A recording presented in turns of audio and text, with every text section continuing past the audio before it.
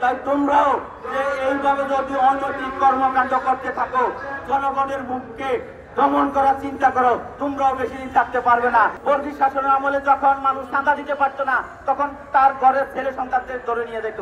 এখন বাংলাদেশে সে বর্গী শাসন, সে দুর্দর্শ বর্গী শাসন চলছে। আমরা আজকে এই রাস্তায় দাঁড়িয়েছি কেন আপনারা নিশ্চয়ই জানেন যে রাজনৈতিক দল আইন, এটা যে আমাদের কমিশন, সেই কমিশন যে প্রস্তাব করছে সেই প্রস্তাব আমরা রাজনৈতিক দলগুলো মেনে নিতে পারছি না। কারণ এটা একটা কঠিন আইন, আগের যে আইন ছিল সেই আইন থেকেও আরো কঠিন আইন করে ফেলছে। আপনারা জানেন যে বাংলাদেশের রাজনৈতিক দল নিবন্ধনের আইন 2008 সালে ছিল না। 2008 সালে রাজনৈতিক দল নিবন্ধনের আইন ছিল, আমাদের মোনায়েম ভাই বলছেন যে একটা কেন্দ্রীয় কমিটি, একটা গঠনতন্ত্র, একটা কেন্দ্রীয় অফিস থাকলে যেই কোনো রাজনৈতিক দলই তারা রাজনীতি করার অধিকার থাকতো। কিন্তু দুর্ভাগ্যের বিষয়, যখন 2008 সালে মঈনুদ্দিন ফখরুদ্দিন সরকার বাংলাদেশে রাষ্ট্র ক্ষমতা এসেছিল, তখন তারা এই রাজনৈতিক আইনটাকে, নিবন্ধনটাকে তারা কঠিন করে ফেলছে। আপনারা জানেন যে তারা ক্ষমতা আসার পর তারা বললো যে রাজনৈতিক নিবন্ধন করতে হলে 100 উপজেলা কমিটি লাগবে, 21টা জেলা কমিটি লাগবে, প্রত্যেকটা কমিটির 30% নারী কোটা থাকতে হবে, প্রত্যেকটা কমিটি প্রত্যেকটা নিজস্ব অফিস থাকতে হবে এবং প্রত্যেকটা কমিটির 200 কোটি সদস্য থাকতে হবে। অর্থাৎ এই রাজনৈতিক দলের নিবন্ধনটাকে তারা কঠিন করে দিয়েছে। তারপরে আমরা এই কঠিন আইনের বিরুদ্ধে আওয়ামী লীগ সরকারের 15 বছরে অনেকগুলোই প্রতিবাদ করেছি যে এই কালো কানুন বাতিল করতে হবে, কিন্তু আওয়ামী লীগ সরকারও এই অবৈধ আইন, অনৈতিক আইন তারা বাতিল করে নাই। তারপরে আপনারা এখন দেখেছেন যে আমাদের অন্তর্বর্তী সরকার এসেছে, অন্তর্বর্তী সরকার নির্বাচন কমিশন এই একটা কমিশন করে দিয়েছেন যে নিবন্ধন আইনটাকে সংশোধন করার জন্য, নির্বাচন কমিশনের আইনগুলা আরো উপযোগী করার জন্য। কিন্তু দুর্ভাগ্যের বিষয় আমরা দেখলাম এই কমিশনও আরো আগের আইন থেকেও আরো কঠিন করে দিয়েছে। আপনারা জানেন যে বাংলাদেশে যখন কোনো দুর্যোগ লাগে, রাজনীতির যখন প্রতিহিংসার শিকারে কোনো দুর্যোগ সৃষ্টি হয়, তখনই আমাদের অন্তর্বর্তী সরকার বলেন, মধ্যবর্তী সরকার বলেন, তত্ত্বাবধায়ক সরকার বলেন, এই সরকারগুলো এসে এই রাজনীতিকে কঠিন করে দেয়, রাজনীতি করার পথকে তারা আরো কঠিন করে দেয়। আপনারা জানেন যে প্রতি বছর যখন সাইবেরিয়াতে যখন শীত পড়ে, তখন সাইবেরিয়া থেকে বাংলাদেশে অতিথি পাখি চলে আসে। আর আমাদের দেশে যখন রাজনীতিতে দুর্ভিক্ষ লাগে, তখন এই অন্তর্বর্তী সরকার নামক এই অতিথি পাখিরা এসে এই দেশের রাজনীতিকে কঠিন থেকে কঠিনতর করে দেয়। কারণ এটা তো অন্তর্বর্তী সরকারের কাজ না।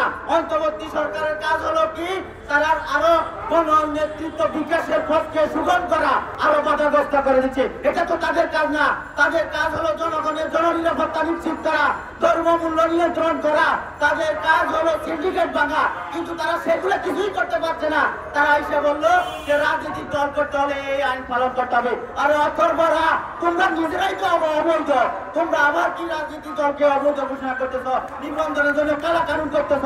তোমার আমাদের যে সংবিধান মতো তো তোমরা এখনো অবৈধ, কারণ সংবিধানে তো তত্ত্বাবধায়ক সরকারে নাই। কিন্তু যারা রাজনীতি করে তারা প্রত্যেকটা লোকে কিন্তু জনসচেতন, তারা রাজনীতি করে জনগণের সেবা করার জন্য, তারা বাউতাবাজি করার জন্য না। কিন্তু তোমরা যখন এই অন্তর্বর্তী সরকার আসো কি জন্য, রাজনীতিবিদদের ব্যর্থতার কারণে অন্তর্বর্তী সরকার আসে।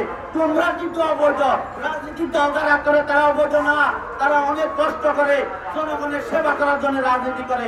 কিন্তু তোমরা হলো সুবিধাবাদী। প্রতি 10 বছর 15 বছর অন্তর অন্তর এই দেশে অন্তর্বর্তী সরকার, তত্ত্বাবধায়ক সরকার আইসা কি করো, সুবিধা ভোগ করো। জনগণ মনে করছিল যে অন্তর্বর্তী সরকার আসছে, দুর্নীতি কমবে, পাচার কমবে, চাঁদাবাজি কমবে, দখলবাজি কমবে। কিন্তু দুর্ভাগ্যের বিষয়, অন্তর্বর্তী সরকার আসার পরে এই চাঁদাবাজি বেড়েছে, দখলবাজি বেড়েছে। প্রত্যেক দিন খুন হচ্ছে।